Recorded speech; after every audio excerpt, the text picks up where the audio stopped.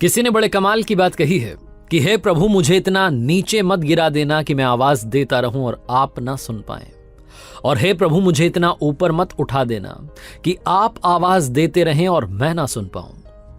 Hi guys, मेरा नाम है आरजे कार्तिक। आपके लिए एक छोटी सी कहानी। ये कहानी एक घुड़साल के एक अस्तबल के मालिक की, जिसके पास में बहुत सारे घोड़े थे, लेकिन उम्र के ढलान के साथ में उम्र जाती जा रही थी और घोड़े भी कम होते जा रहे थे। उसके पास में एक ऐसा समय आया कि सिर्फ 2 घोड़े बचे थे। उसका एक लड़का भी था, वो चाहता था कि उस बिजनेस को लड़के को सौंप दे, लेकिन उसे भरोसा नहीं था कि बच्चे में समझ है कि नहीं है, वो संभाल पाएगा कि नहीं संभाल पाएगा। वो कहते हैं ना, जब बुरा समय आता है तो ज्यादा ही बुरा आता है।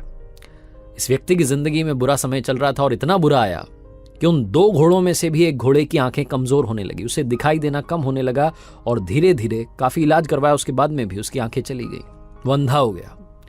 अभी जो 2 घोड़े थे ये साथ साथ जाते थे बाहर किसी काम से, तो वापस नहीं आ पाते थे। एक तो पहुंच जाता था, दूसरा वाला रास्ता भटक जाता था। इस आदमी को बार बार उसे ढूंढने के लिए जाना पड़ता था। ये परेशान रहने लगा था। एक दिन उदास बैठा हुआ था अपने अस्तबल में, तब इसका लड़का आया। उसने देखा कि पापा उदास हैं, तो उसने पूछा कि पापा क्या हुआ।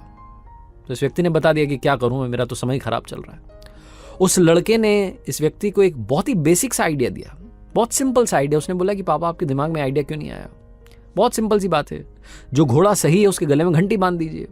मुझे मालूम है इन दोनों घोड़ों की दोस्ती अच्छी है, ये जहां भी जाते हैं साथ में जाते हैं, तो ये जब जाएंगे ना बाहर, तो ये जिसको दिखाई नहीं देता है वो घंटी की आवाज़ सुनकर के रास्ता फॉलो करते करते वापस आ जाएगा। आपको बार बार जाने की जरूरत नहीं है, बार बार परेशान होने की जरूरत नहीं है। ये आदमी सोचने लगा कि इसको ये सिंपल सी बात क्यों नहीं आई दिमाग में। इसने वही किया, जो सही घोड़ा था उसके गले में घंटी बांध दी। जब भी दोनों घोड़े बाहर जाते थे सुरक्षित वापस आ जाते थे। जो घोड़ा सही था, जिसको दिखाई देता था, जिसके गले में घंटी बंधी थी, वो इस बात का ध्यान रखता था कि पीछे वाला जो है, जिसे दिखाई नहीं देता है, वो चल रहा है कि नहीं चल रहा है, साथ में मेरे साथ आया कि नहीं आया, उसको साथ साथ लेकर के पहुंच जाता था।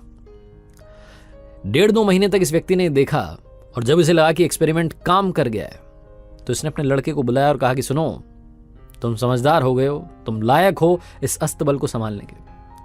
और कहने लगा कि जब मैं तुम्हारी एज का था, मेरे पास में बहुत सारे घोड़े थे, ये घुड़साल भरी हुई थी। अब तुम्हारी जिम्मेदारी है कि इस बिजनेस को दोबारा से खड़ा कर दो। तुम्हें आज से बिजनेस सौंपता हूं। कहानी तो खत्म हो गई है, छोटी सी कहानी है, लेकिन ये कहानी घुड़साल की, घोड़ों की, घंटी की नहीं है। ये कहानी आपकी और हमारी है। अस्तबल का मालिक यानी कि वो ऊपर वाला जो हम सब का मालिक है। और ये जो 2 घोड़े हैं ना, ये आप में से और हम में से ही लोग हैं। इस वक्त इस धरती पर ये दोनों घोड़े मौजूद हैं। पहले वो वाले हैं जिनके गले में घंटी बंधी है, जो सही घोड़ा है, जिसका काम है कि पीछे वाले को रास्ता दिखाएं, वो घंटी की आवाज सुनकर के आपके पीछे पीछे वो भी आ जाए। और दूसरे वो वाले हैं जिनको दिखाई देना कम हो गया है, जो इस वक्त उस अंधे घोड़े के किरदार में हैं, जिनको मदद की जरूरत है। हम में से बहुत सारे लोग हैं जो कि अपनी जिम्मेदारी निभा रहे हैं। छोटा सा काम है, छोटी सी बात है जो आपके साथ शेयर करना चाहता था कि अगर आप सक्षम हैं तो ये मान के चलिए कि ऊपर वाले ने आपको वो घोड़ा बनाया है जिसके गले में घंटी बंधी है, जिसकी जिम्मेदारी है कि उस पीछे वाले घोड़े को रास्ता दिखाएं। और अगर आप इस वक्त उस घोड़े के किरदार में हैं जिसको दिखाई कम दे रहा है, जिसको रास्ता नहीं दिख रहा है, तो यकीन मानिए, विश्वास करिए, आपकी जिंदगी में भी वो घोड़ा आता ही होगा जिसके गले में घंटी बंधी है। ज्ञान की बातें बहुत सारे लोग करते हैं, ज्ञान सबके पास है, मुस्कान बांटते चलिए, यही आपसे कहना है।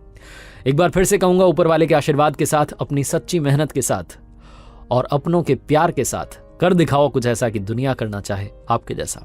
याद रखिए, हर सोमवार सुबह 9:30 बजे मेरे साथ देखिए फेसबुक, यूट्यूब, इंस्टाग्राम पर एक नई कहानी।